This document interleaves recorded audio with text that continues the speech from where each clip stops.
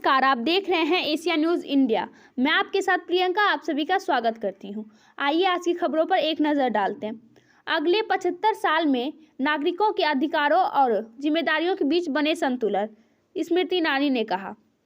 केंद्रीय महिला एवं बाल विकास मंत्री स्मृति ईरानी ने कहा कि स्वतंत्र भारत के अगले 75 वर्ष अधिकारों के बारे में नहीं, बल्कि नागरिकों के अधिकारों और राष्ट्र के प्रति उनकी जिम्मेदारी के बारे में समान रूप से होने चाहिए।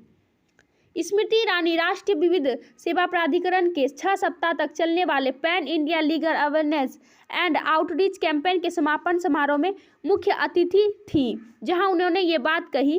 एजेंसी के मुताबिक स्मृति ईरानी ने कहा कि आज़ादी के बाद से ही सभी का ध्यान अधिकारों पर ही केंद्रित था। उन्हें उम्मीद है कि आने वाले सालों में अधिकारों और जिम्मेदारियों के बीच संतुलन बनाया जा सकेगा।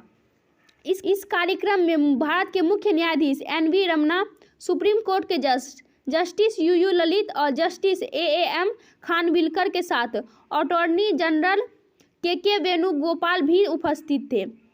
स्मृति ईरानी ने इस अभियान के लिए नालसा की सराहना की, जो 2 अक्टूबर को भारत की स्वतंत्रता की 75वीं वर्षगांठ समारोह के मौके पर शुरू हुआ था। उन्होंने कहा कि यह अभियान हमारे देश को एक संदेश देता है कि मुफ्त कानूनी सहायता एहसास नहीं, अधिकार है।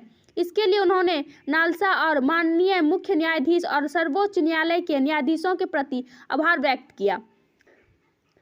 स्मृति ईरानी ने इस बात पर जोर दिया कि देश में मुफ्त कानूनी सहायता दान नहीं, बल्कि एक अधिकार है। महिलाओं और बच्चों के लिए न्यायोचित भविष्य की इच्छा जताते हुए उन्होंने कहा कि एक लोकतंत्र की असली परीक्षा यह सुनिश्चित करना है कि न्याय उसके सभी बच्चों तक पहुंचे।